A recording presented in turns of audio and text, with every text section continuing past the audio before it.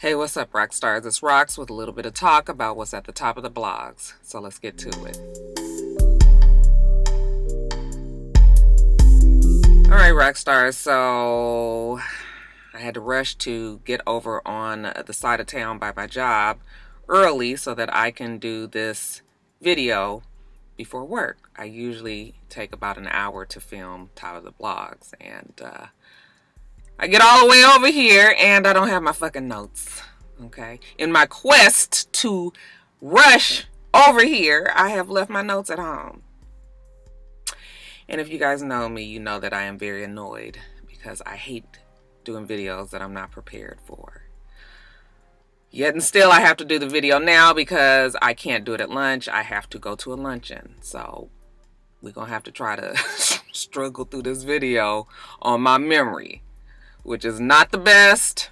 If I don't have my notes, it's hard for me to remember a lot of shit. But I mean, I did put, yeah, I'm just so fucking mad. I'm just so mad. We're gonna get through it, you guys. I got my subjects, but I just don't have my notes and shit. Oh, anyway, you guys, the first story. Let's talk about this op-ed piece that was put into the New York Times about yo stupid ass president.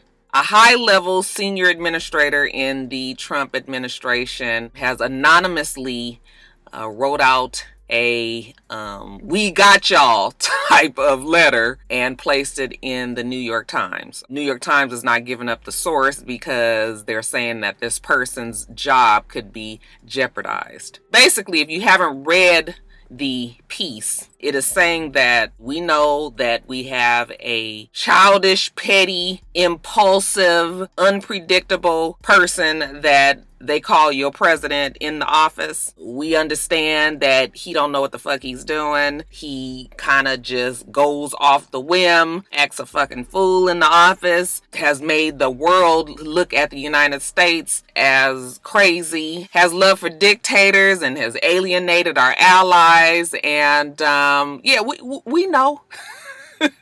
And while that person is out there in the forefront because his stupid ass was voted into the office, you can rest assured that us behind the scenes in the office that is working, quote unquote, for him, we putting out fires, we trying to fix shit for you, we are aware. That's what they're trying to say. Don't feel like everybody in the office that is working under him feels the same way that he does. They feel that he has usurped the Republican Party. They feel that he doesn't even have the same morals and values as the Republican Party. They feel that he is a threat to the democratic process. And they just kind of feel like, yeah, we got him and we know it. And he get on our fucking nerves too. And they've even possibly thought about staging the coup to get his ass out of there. Okay, they say that it's going to be very, very difficult, and kind of felt like they would shy away from having to go through such a process. However, it has been put on the table. So the article goes on and on, just basically saying that we know exactly what the problem is here. You ain't got to worry about it. We trying to do something about them too. Folks are all trying to wonder who might have written the letter, and I have seen people point to Michael Pence. And I don't know, there's a word that is used in the article that is lodestar. Now, that's not really a well-known, well-used, commonly used word. And this is a word that Mike Pence has used in past speeches since about, they said around 2011, I believe it is. That's the furthest back that they can track him saying that word. And since the word is used in this piece, people are saying that Mike Pence might be the one who wrote the letter. Now, Mike Pence is the vice president. He cannot lose his job. Okay, so he would not be in danger of losing his job. However, I guess y'all stupid ass president could make life harder for him, working in the White House and, I don't know. I don't think that Mike Pence did it, but then when you think about it, Mike Pence has been in the serious cut. Like, when is the last time you saw Mike Pence? Mike Pence don't be around. Mike Pence ain't saying shit. He don't be out there co-signing his stupid ass president.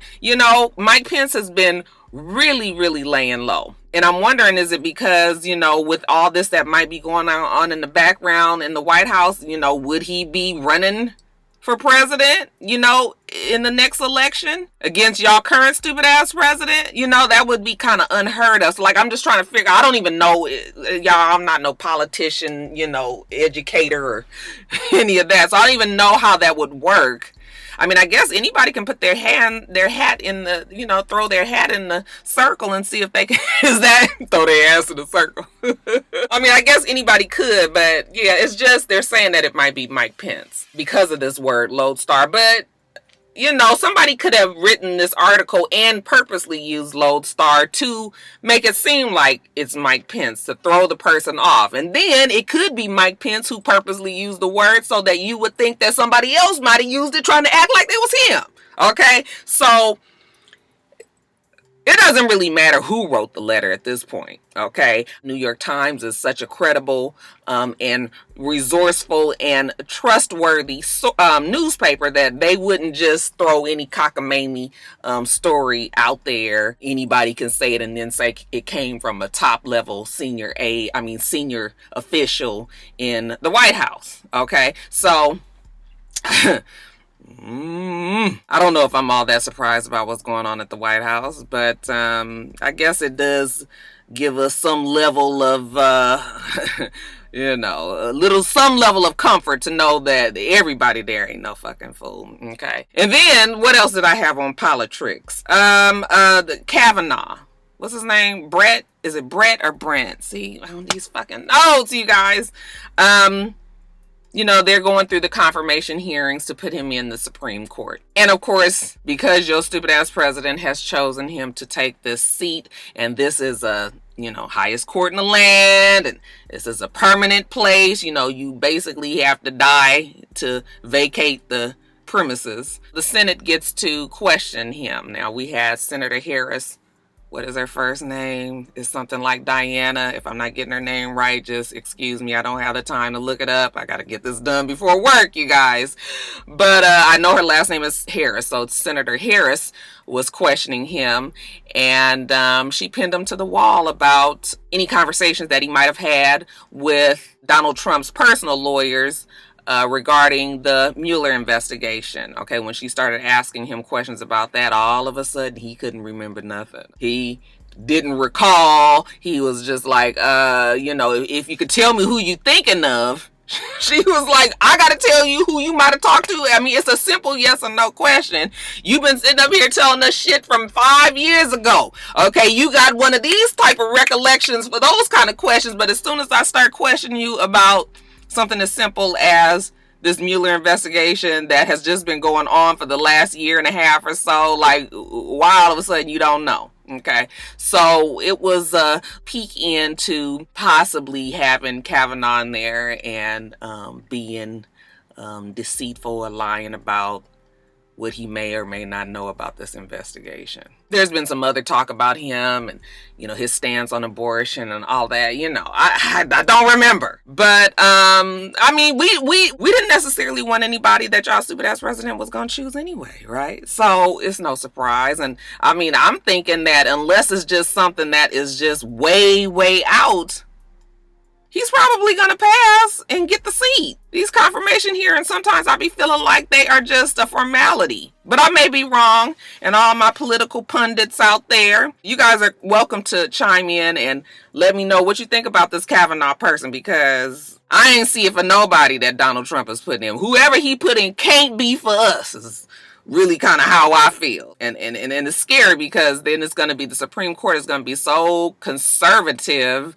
You wonder how it's going to sway the laws and the outcomes of many, many cases for many, many years to come. These people are going to be there forever, so yeah, it's bad news, you guys. Let me try to figure out what else I got to talk about here. But y'all tell me what you think about the article.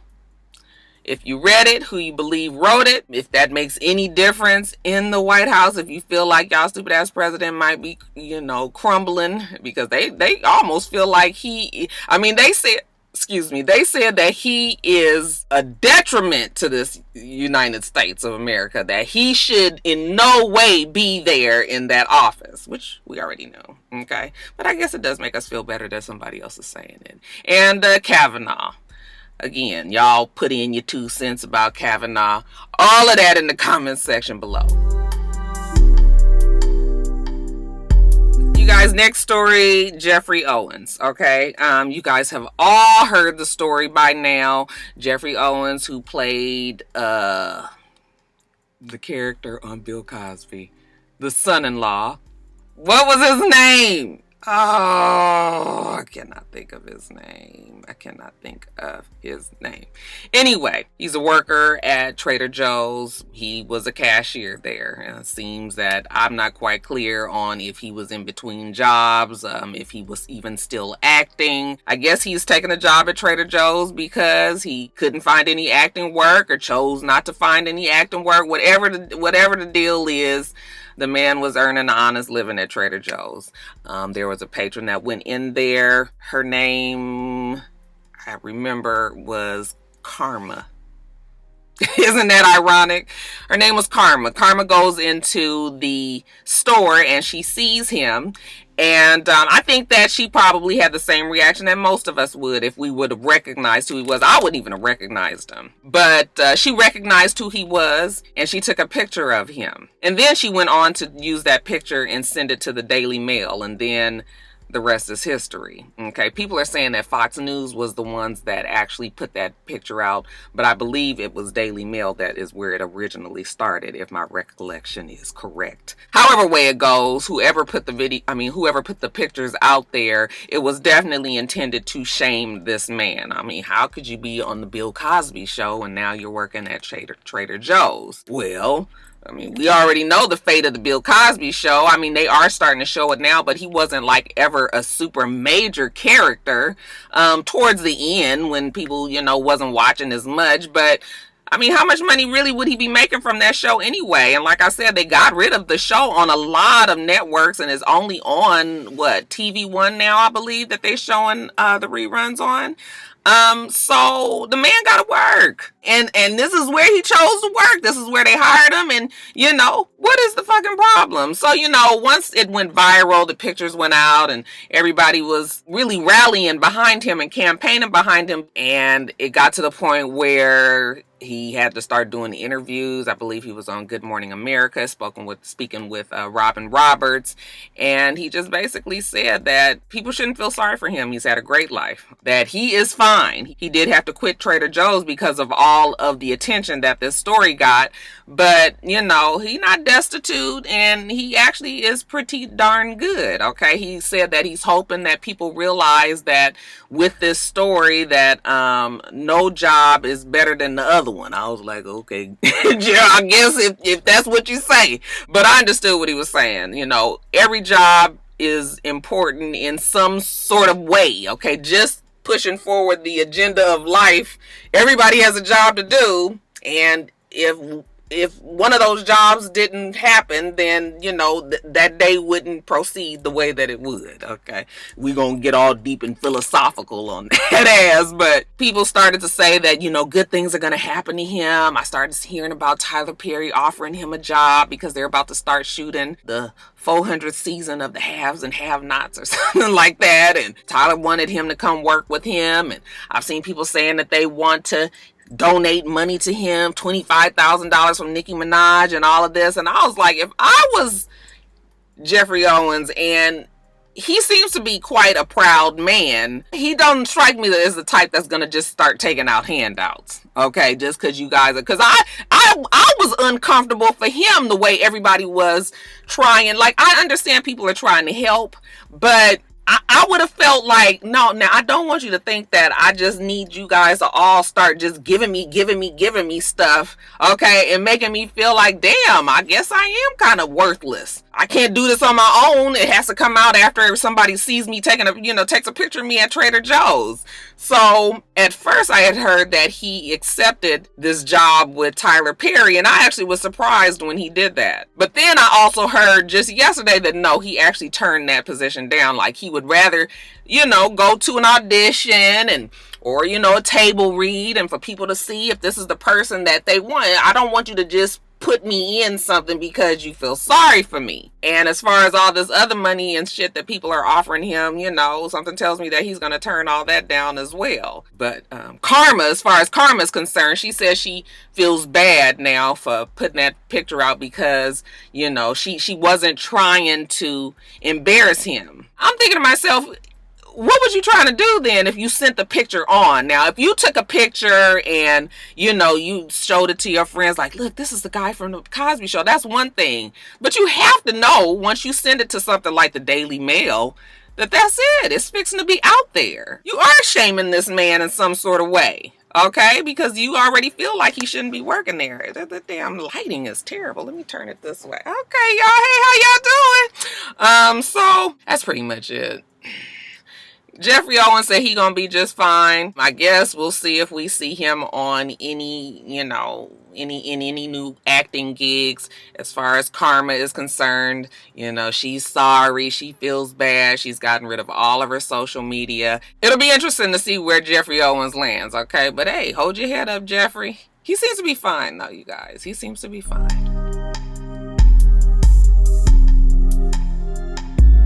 All right, rock stars, let's talk about Nike and Colin Kaepernick. So Nike, which is the largest sportswear brand in the world, has thrown their support behind Colin Kaepernick. Okay, now we all know the story about Colin Kaepernick. It is as simple as he was an NFL football quarterback who decided to take a knee when the national anthem was being played, in protest of police brutality towards black people. Now that's as simple as what the protest was. Now what it has turned into is something else. But at its core, Colin Kaepernick simply did that because he was protesting police brutality. We know that the NFL has colluded to keep him out of the game, and there's a big case that I actually told you guys about last week that he, in the arbitration, he won, and they basically said that unless the NFL settles with him, and I think that this has to be somewhere around a 7 or 8 figure settlement. No, 7. Okay, so 7 would be in the millions, and then the 8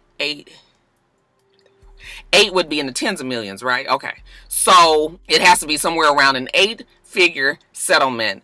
Otherwise, we going to court. So it was a good win for him. And now we hear that Nike has chosen him as their face of their 30th anniversary advertising campaign, Just Do It. He is the face. We've seen other athletes that's in the campaign as well. Serena Williams, LeBron James. Actually, there was a commercial that Nike bought the airtime for yesterday for a game that came on last night. I have so much extreme respect for Nike. Now, you guys know I am not a sportswear kind of girl. I don't wear tennis shoes. I don't do none of that shit. I have a few little Nike sweatsuits that the kids say is played out and all. I got at the outlet, But that alone made me feel like I'm going to support Nike, which I have, because the kids still wear all Nike shit. Okay, it's just not my thing, but it just made me feel like, okay, this is something that I am going to support from here out, because Nike is such a huge brand, and for them to put their weight behind him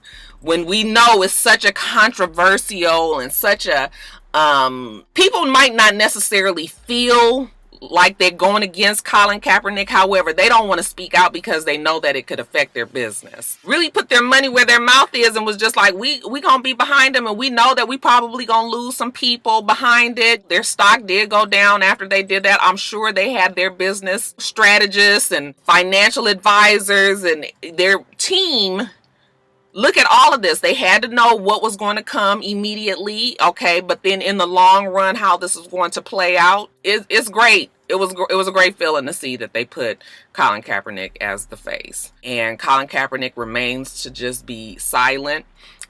sticking to his original. He's just kneeling because of police brutality. Whatever everybody else is doing, he ain't got nothing to do with that. He's always maintained his original stance. Of course, I saw the stupid ass people that were burning their shit. It's like, well, what sense does that make? I never understand when people do that. Burn their clothes, break up CDs of people that they don't like anymore. It's just like, the people made the money off of it. You can do whatever the fuck you want to do with it. We don't really care, you know? So that shit is stupid. And then there were memes that were made. You know how social media goes. But still, I just thought that it was a great thing that Nike did support Colin Kaepernick. They say that they have been supporting him silently for the longest and just kind of waiting until this campaign came about to put him as the face.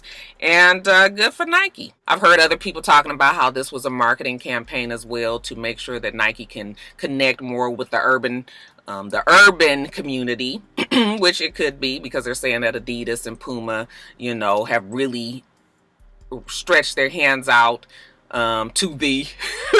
But Nike has maintained a little bit more of a corporate level type of contact with the urban community. So now they're saying that Nike might just be all in, okay, and that should make some black folks happy. So, and if they did decide to do it that way too, that's fine, because their name is so big. Like, I'll take that. All right, I'll take it. You guys let me know what you think about Colin Kaepernick and Nike. If you think that this was a good move for Nike, if you feel like maybe they should have just stayed silent, because I'm sure that their stock was not hurting. So either way it went. And I'm sure that their stock will be fine again in the long run. But yeah, you guys let me know. But as far as Nike is concerned, they're with Cap. All right, you guys, real quick, the Aretha Franklin funeral was last Friday, and it was long, and it was a whole bunch, and I'm not going through no reviews and none of that. All I wanted to talk about was the pastor, Jasper Williams, who eulogized Miss Aretha Franklin. Funny story. When we first moved here to Atlanta, my husband had family that went to Jasper Williams Church, and they actually still go there to this day. And so when we were trying to figure out where we were going to go as a church home, we went to that church for some time. And he has a few churches. Salem Baptist, there's one near, like, in the Adamsville area. If you're in Atlanta and you know the area, there's one in the Adamsville area. Then there's another church in I think, like, Decatur. And I think there's a third church. Anyway, their church, Salem Baptist, Jasper Williams, has a lot of property here in Atlanta. They have senior citizen homes. They have, they own corridors, property. I mean, that church has a lot, and you wouldn't know it too much from their home church, which was the one that we used to go to in Adamsville, because it's kind of an old, it's still a big church, but it's old and just not as megafied as and new as, or the one that's in Decatur, I believe, is a nicer, newer looking church. But anyway, I say all of that to say is I went to his church for some time, and then we stopped going there. I started going to Elizabeth Baptist. So when I do go to church, you know, I'm happier at Elizabeth Baptist. But recently, Jada and I and one of Jada's little friends went to Salem to visit, and we got there, and it was a business meeting, which I loathe going to church, and they're having a business meeting. Now, I understand you be trying to make sure that you hit all of your members and making sure that everybody gets the news information that you trying to get out there, because people don't always come to business meetings, you know, that you might have scheduled on a Wednesday.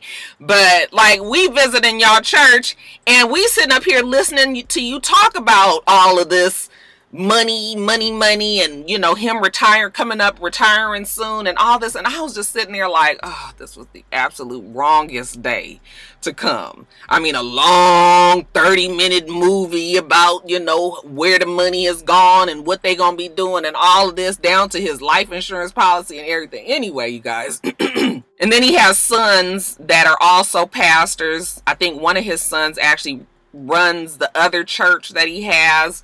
I may be wrong, because I'm just kind of trying to go on memory. And then he had another son who started a church, I think like in Noonan area or something like that. But I just wasn't happy at that church. It was just things in there that I was just like, yeah, this is not really for me. Like I said, my husband has people that go there, and they seem to be happy enough there. And I had heard him talk about Aretha Franklin over time and say how, you know, he was friends with the father and all of that. Like, he's talked about that kind of stuff in church before. And they say that he has eulogized many of their family members. Okay.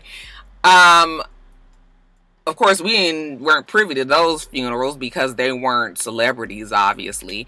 But for him to get up there and say what he said at the funeral for Aretha Franklin, I was just like, what? Now, I didn't even know that he was the person that did the eulogy.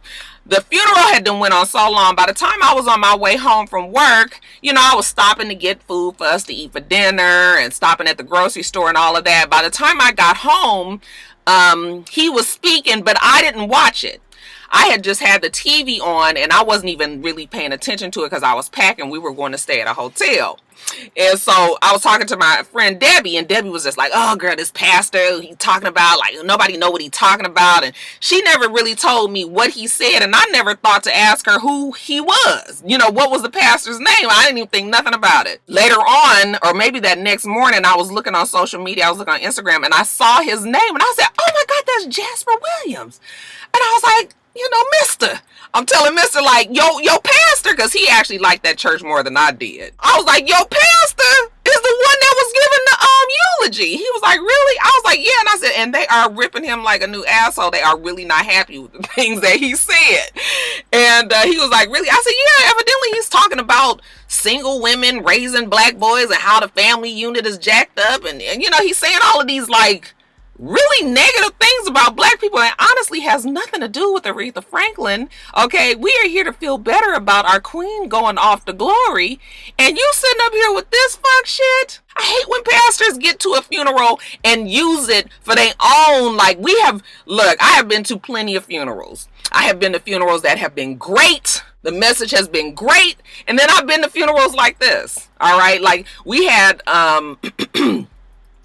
in my family, you know, I had a cousin who was in the streets and got himself killed. Okay. And he was a gang member and all of that. And the pastor,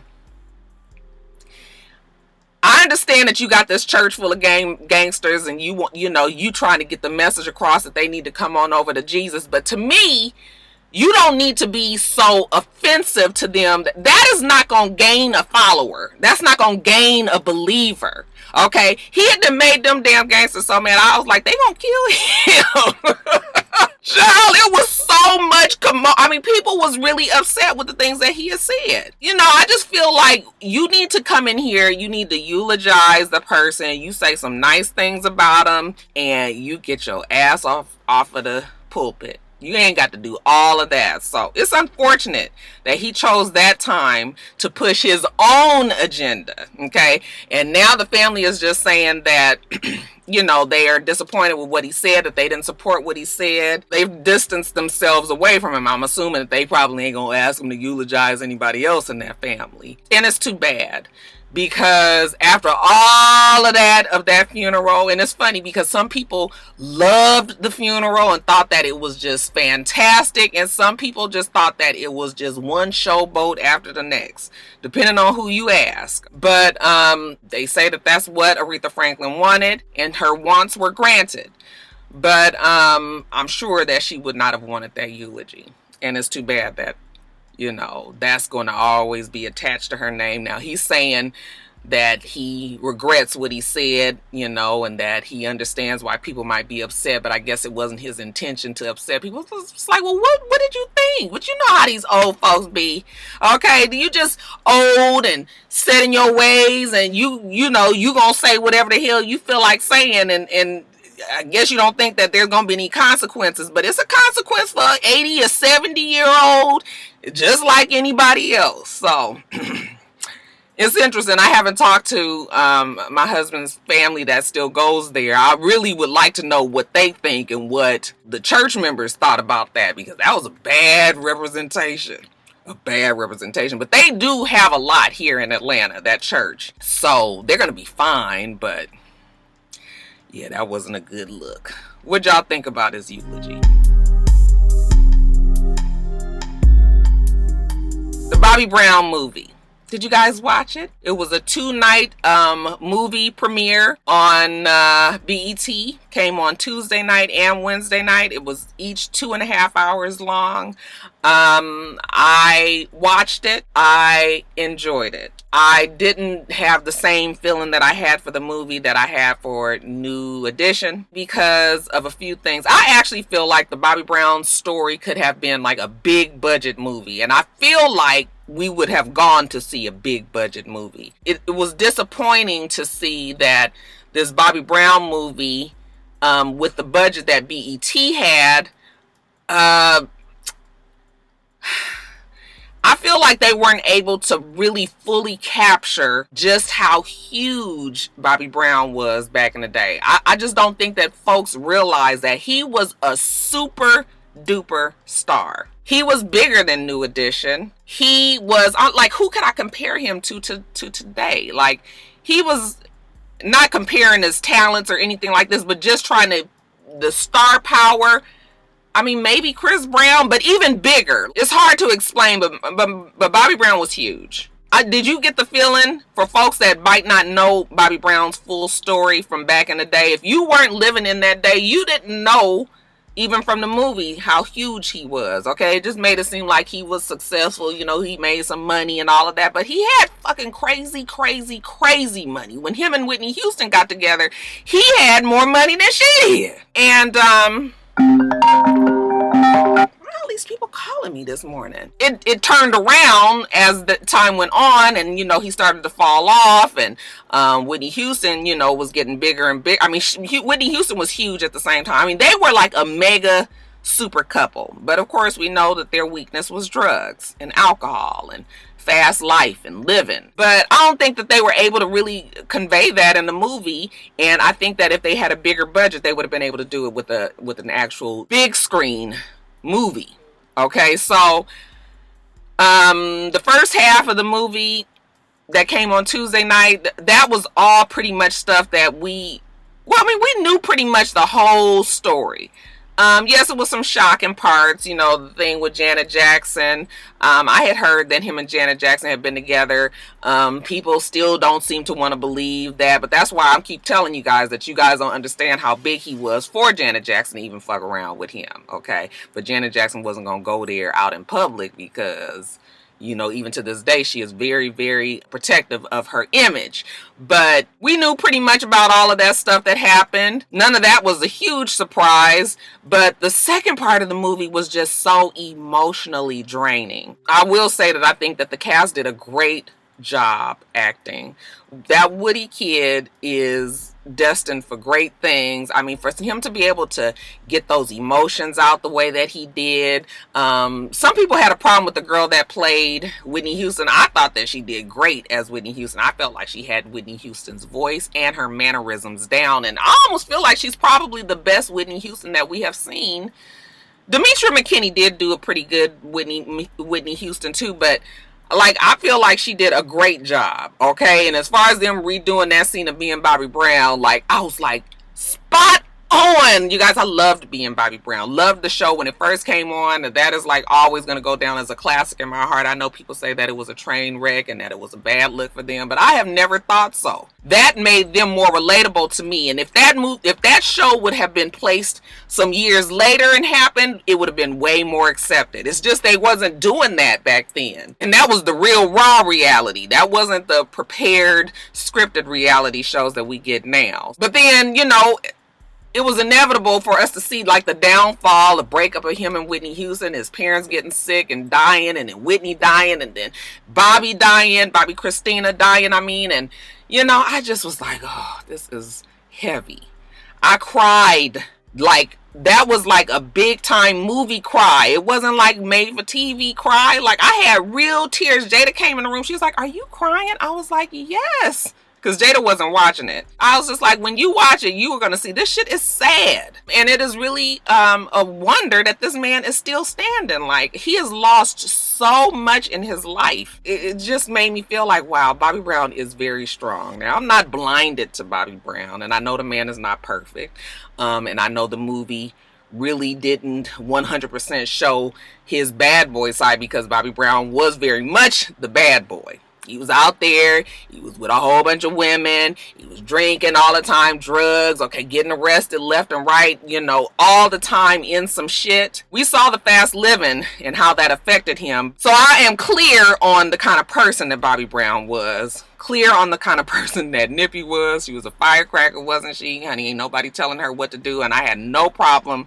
believing that that's exactly how she was. Nippy does what Nippy wants. Everybody else falls in line, and that's all the way up to Bobby. Okay, the only person seemed like she couldn't really beat was her mama, her mean-ass mama child. But anyway, I was cool with the movie. It wasn't like nothing that I felt like I needed to do a separate video for. That's what I'm trying to say. I was just like, you know, the movie was cool, but I would have loved it as a big budget movie. Now, what the movie did do for me is made me go and buy the book, and I am going to be reading that this weekend, because now I want to know all, because everybody had always said that the book was good, and I am going to read it, and I can't wait. That's pretty much it. You know, I see now his sister's, you know, mad about the movie and saying now she gonna make her own movie. It's just like, girl, ain't nobody coming to see you, Otis. The fuck you gonna do a movie about? Like, don't nobody care about Bobby Brown's sister? And every time you turn around, when something happens, she comes speaking out. You gotta be real leery of family members when they come out and have a whole lot of negative shit to say. You know, it's just sort of like, well, what exactly, why do you feel like that? You know, she had a problem with the wife and saying that, you know, nobody liked her and all of that. I'm sure there's more to that story. Nobody can deny, I don't care what anybody tells me, nobody can tell me that wife did not turn Bobby Brown's life around, okay? He might be fucking dead without that wife now. You know, I'm not trying to say that Bob is all big and bad and doing everything and super successful again now, but what I am saying is that wife was able to get him to channel whatever energy he had left and try to make something of it. Okay, and when he got with her, we stopped hearing him being in a whole bunch of trouble and all of that. So she has been beneficial to his life, even if the family don't fucking like her. Do y'all not like her because they had to cut you off too? You know, you ain't getting as much money because he was real free with his money. You know, did she have to put the clamp down and now y'all got a problem with it? See, you guys, it's always more to those stories. So I don't see it for, what's her name, Leola or something like that. I'm gonna need Leola to stop being so mad. And girl, don't even worry about making a movie. That's all right. But anyway, y'all tell me what you thought about the Bobby Brown movie. Did you feel like you learned something new? Do you have a certain new outlook for Bobby Brown? Tell me you're good, you're bad, you're ugly about the movie. Rate it for me. Leave all that in the comments below. Alright, you guys, I got to hurry up. I had to go in the office for a second. Let me run back out and finish before I get my day started. Let's talk about the baby mama drama. Enough to make you want to scream and holler. Y'all know anything about that, what's his name? The guy used to be for Blackstreet. Not Chauncey. Not, what's his name? Ah! I'm telling you, I can't remember nothing. Dave Hollister. His first album, that shit was a bomb. Anyway, first, let's talk about Gloria Govan and Matt Barnes. That never-ending saga, that drama between her and him, the custody of those twin boys that they have together is always some shit. Last thing to go down, he was supposed to have the kids for the Labor Day weekend. He was to pick them up from school that Friday. When he got to the school, Gloria Govan was there picking up the kids. He was like, no, this is my week to have the kids. Okay, now I think that she had done took the kids and put them in her car. There was some confrontation. He had the boys get out of her car and get into his car, and he attempted to drive off. They said that she chased him down. Okay, so I'm imagining she was driving erratically. Then when they stopped, she got out the car and was trying to block the car with her body.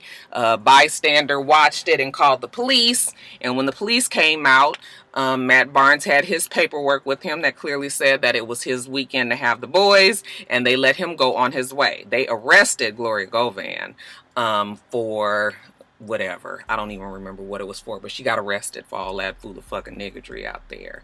And now Matt Barnes is going to use that situation to try and get full custody of the boys. He says that she is crazy and she cannot take care of them, and that he wants to take them full time. I think they said that he actually got a temporary restraining order. I don't know if that means just for him, you know, or if he has the boys temporarily and she can't go around any of them. Something tells me I think it's probably just for him.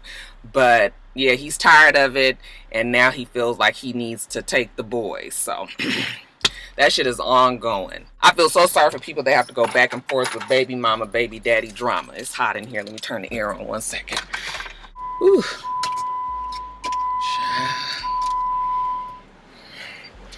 It's hot. Can get funky. I gotta go to a luncheon later, child. Anyway, another story that actually just happened last night, like right before I was about to go to sleep, I saw that Nas, y'all know how much I love Nas. He posted a 7-part, I guess it wasn't a confessional, but it was just his truth of what he's been going through with his ex-wife, Khalees, okay, and their custody battle over their son together, Knight. I can't go through the whole thing. Basically what he said is that Khalees is evil, that she's a liar, that she made up those stories that she put out in the interview because she was mad that something didn't go her way in court, that she is just money hungry, and that even her own family might know that she is crazy. You would have to read the 7 parts because, of course, I am I'm dumbing it down for y'all a whole lot. He says a lot of heartfelt things in there, and you know, it's just hard in these situations to really figure out who is telling the truth. Okay, you know how it goes. Is her side, his side, and then the truth somewhere along that in the middle. Khalees's interview with Jason was very convincing to me. What he said in his little write-up was very convincing to me. So I just don't know what to think. What I do know is that it's very sad that the son has to go through this, and because they basically have been fighting the whole time. That little boy got to be somewhere around 10 years old, and they have been fighting the whole entire time. And Nas is saying that the only reason why they keep on doing this is because, you know, with the more money that he makes, that she feels that she is entitled to that money as well. It's a lot. When you read it, what do you guys feel like? Whose side of the story do you lean more towards? As a woman, I feel like I have to be loyal to the woman. And when you hear stories about men beating them up and all of this shit going on, you know, your heart goes out to them. You don't want them to go through that kind of stuff. But then when you start reading the shit that he says, you know, and Khalees, by her own admission, says that she is quite the strong-willed woman, okay, then you start to wonder if the things that he might be saying is truthful as well. I mean, Khalees does have some stories out there about her, even before she was with Nas, that aren't the most glowing. So the reputation is definitely out there. I just honestly don't know who to believe. They've both put it out there. He said that he's not going to speak no more on it, that this is the last time that he's talking about it, but he finally felt like he needed to say something because, you know, people are out there looking at him as a woman beater, and he says he just does not do that. Okay, so yeah, that happened last night. Well, I'm glad he finally said something, because I mean, you can't just let somebody to keep on going on and on and on about you, and you never feel like you want to defend yourself when it comes to shit like that.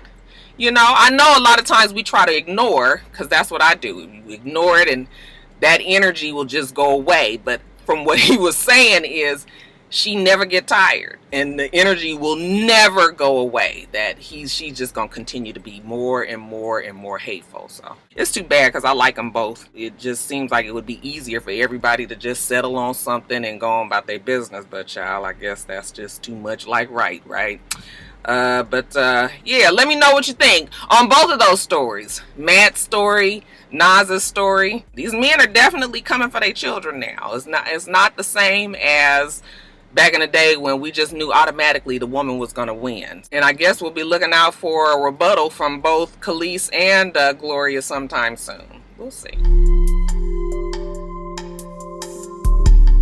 And then lastly, you guys, let's do a feel-good story for Ayanna Pressley. She pulled a major upset in the Massachusetts Democratic primary running for Congress. She is going to be the Democratic nominee that's running for Congress for Massachusetts. And if she does win in November, then she will be the first black woman ever elected to the House of Representatives from the state. Okay, now I got to give the shout out to my rock star child TLW11217 because I don't have my notes, so I hadn't totally forgot about it, and I went onto my Instagram and looked at some of the suggestions, and they actually put all of that information in there for me. So I cannot take the credit for that information. Thanks to the rock stars, y'all be looking out for me, honey. Y'all be putting that full story in there. Y'all be wanting me to talk about it, huh? So I appreciate what you did there. And yeah, like I said, fist pump of righteousness for the black girl magic. We out there. We coming hard. We coming strong, you know. So I'm proud of her, and hopefully she will be successful in November. Good luck, Miss Ayanna Pressley. All right, rock stars, let me get off of here. We do this every single week, so make sure that you rate, comment, and subscribe, and make sure you come back.